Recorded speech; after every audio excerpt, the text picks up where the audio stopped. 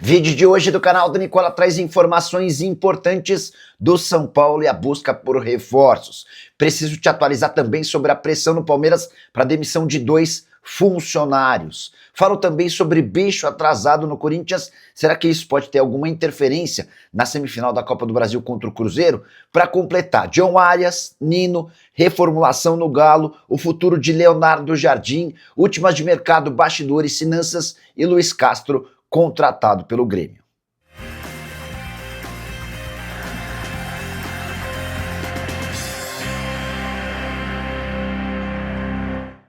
Fala aí pessoal, sou Jorge Nicola, bem-vindos a mais um vídeo do canal, sempre bom ter vocês por aqui. Sem perder tempo, pedir para deixar like, se inscrever no canal e ativar as notificações. Antes das notícias, bora brincar com o palpitão do Nicola. As últimas 2 dicas que a gente deixou por aqui, ambas bateram. Para essa quarta-feira, preciso da vitória do Borussia Dortmund contra o Bodo Glimt, da vitória da Juventus contra o Pafos e da vitória do Arsenal contra o Clube Bruges. Só fui nos muito favoritos e a odd ficou em 2,21, ou seja, a gente consegue mais do que dobrar o valor da nossa fezinha. Para você pegar esse bilhete pronto é super simples, link no comentário fixo. Clica, faz seu cadastro na mais antiga parceira do canal do Nicola e automaticamente o bilhete já aparece para você fazer a fezinha no valor que bem entender. Combinado?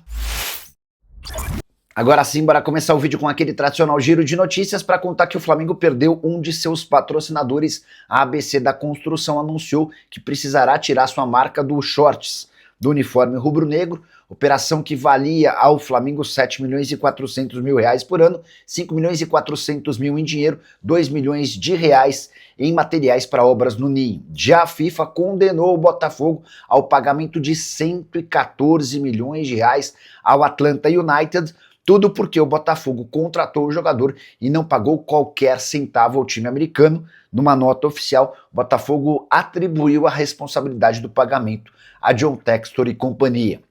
Já o Internacional demitiu o diretor executivo de futebol André Mazzucco. Por sua vez, D'Alessandro pediu demissão, alegando questões particulares. Colorado garante ainda que o transfer ban que foi noticiado nessa terça-feira já está pago e será regularizado nas próximas horas. Para fechar o giro de notícias, o Bahia avançou na venda do atacante Thiago para o Orlando City, operação de mais ou menos 6 milhões de euros. Por falar no Bahia, o tricolor de aço de olho em Fabiano Souza, lateral direito de 25 anos de idade, que jogou o Campeonato Brasileiro pelo Ceará, mas pertence a um time português. Para fechar de vez o giro de notícias, no Fortaleza deve ter uma barca gigante para a próxima temporada. Time rebaixado para a Série B não conseguirá manter jogadores com salários altos, como Daverson, Breno Lopes, Pikachu, Lucero, Gaston Ávila e Marinho. Alguns desses caberiam no seu time do coração. Já uso o espaço para comentário e registro o que você pensa, beleza? Novidade importante sobre Nino, zagueiro que é alvo de Fluminense, Flamengo e Palmeiras. Nino está de férias no Brasil depois do recesso do campeonato russo, que para nessa época do ano por causa do inverno rigoroso.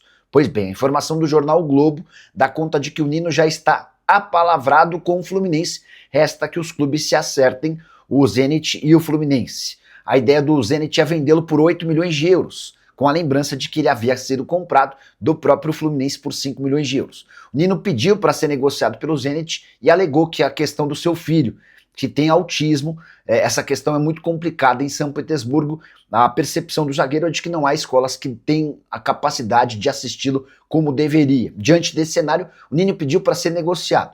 A prioridade seria jogar no futebol europeu, mas diante da falta de propostas para o Nino, ele está avaliando a volta ao Brasil. Tem essa negociação mais avançada com o Fluminense em relação a Flamengo e Palmeiras. Ambos têm como prioridade Vitão, o zagueiro que pertence ao Internacional, mas eu não descartaria que Flamengo e Palmeiras tentassem um chapéu no Fluminense para fechar com o defensor.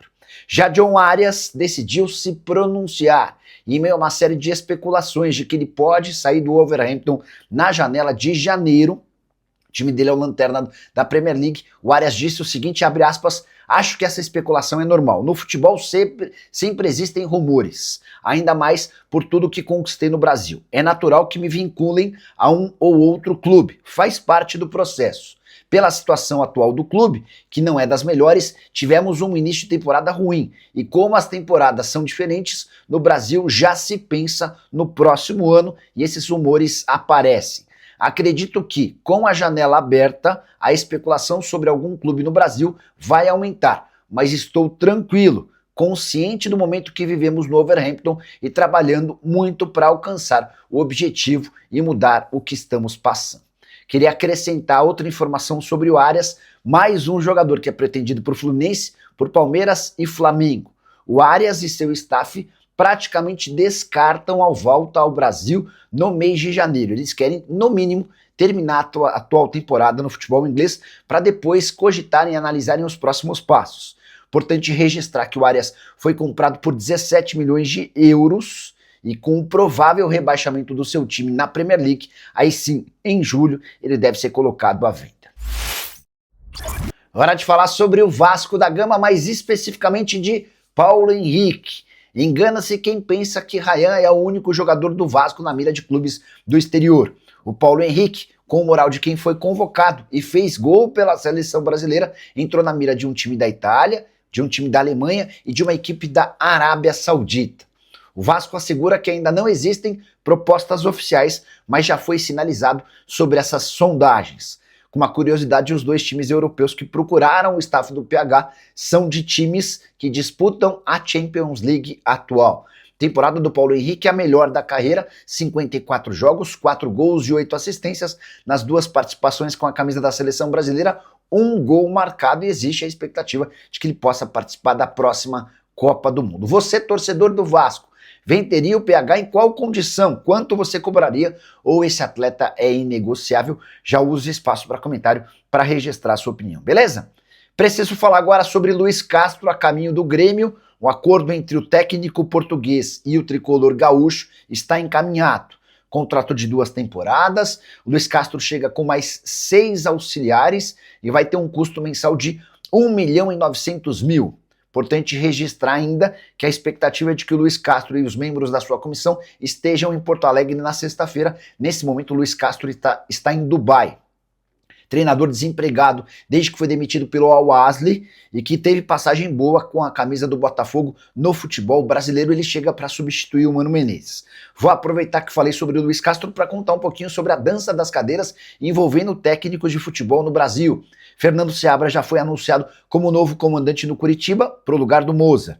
O Remo tentou Cuca e Renato Gaúcho nessa terça-feira para substituir o Guto Ferreira. Não conseguiu acordo com nenhum deles e hoje discute a possibilidade de fechar com o Martim Palermo. Já o Internacional busca um acordo com o Atlético Paranaense para ter o Odair Helman.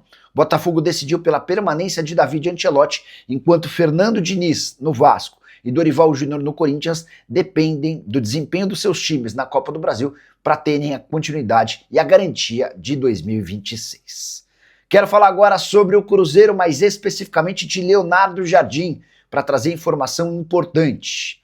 O próprio dono da SAF do Cruzeiro, Pedro Lourenço, admitiu a possibilidade de perder o treinador português para 2026. Segundo o Pedrinho BH, Leonardo Jardim cogita se aposentar. Informação exclusiva vem agora.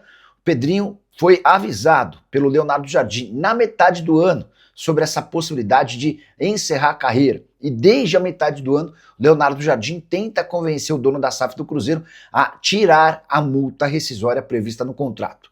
Leonardo Jardim e Cruzeiro tem vínculo até 31 de dezembro de 2026. E esse acordo assinado no início da temporada previa pagamento de uma multa em caso de rescisão contratual. Não tive a confirmação do Cruzeiro se esse pedido do Leonardo Jardim foi atendido, mas dá para assegurar que a relação entre o dono da SAF do Cruzeiro e o treinador é excelente, o que me leva a imaginar que essa rescisão, em caso de saída do Leonardo Jardim, não será cobrada. Importante contar ainda que para tentar demover o Leonardo Jardim da ideia de sair do clube, o Pedrinho BH chegou a oferecer 5 anos de contrato e um pagamento salarial parecido ao que Abel Ferreira tem no Palmeiras, cerca de 3 milhões de reais por mês. Nem isso fez com que o Leonardo Jardim demovesse dessa ideia de ir embora. Só para completar o noticiário do Cruzeiro, registrar que o Zenit aumentou a oferta por Jonathan Jesus, a nova proposta de 9 milhões de euros fixos, mais 1 milhão de euros em bônus. Bora falar sobre a reformulação gigante no Clube Atlético Mineiro. Bruno Mussi e Vitor Bage foram os primeiros a deixarem o clube. Nas últimas horas, o Atlético anunciou mais 4 saídas. 2 auxiliares técnicos da comissão permanente, o Éder Aleixo e o Daniel Cerqueira, o Carlos Alberto Isidoro, que atuava como supervisor de futebol, e o Gustavo Nicolini, que era coordenador de análise de desempenho. O Pedro Moreira, atual gerente de futebol, também corre risco de demissão. Todas essas mudanças já eram previstas, especialmente depois da chegada do São Paulo, que quer ter autonomia total no clube. Só para completar mais algumas atualizações, Atlético Mineiro e Palmeiras já trocam documentos para o repasse em definitivo do Bruno Fux, operação de 3,5 milhões de euros ou 22 milhões de reais. O nome do Juninho Capixaba foi especulado como possível alvo do Atlético. O Bragantino não tem a intenção de negociar o lateral esquerdo, enquanto Sosa, do Racing, e Jean Lucas, do Bahia, também foram especulados no Galo. Difícil imaginar que o Atlético vai ter dinheiro para comprar dois jogadores extremamente valorizados. E o Corinthians enfrenta o Cruzeiro na partida de ida das semifinais da Copa do Brasil na noite dessa quarta-feira, com pendências importantes com o seu elenco. O Timão havia prometido pagar os bichos pelas classificações nas fases anteriores da Copa do Brasil no início do mês de dezembro, o que não aconteceu. Sob a alegação de dificuldade com o fluxo de caixa, o Corinthians adiou mais uma vez essas premiações, que se referem às vitórias contra Novo Horizontino, Palmeiras e Atlético Paranaense nas fases anteriores.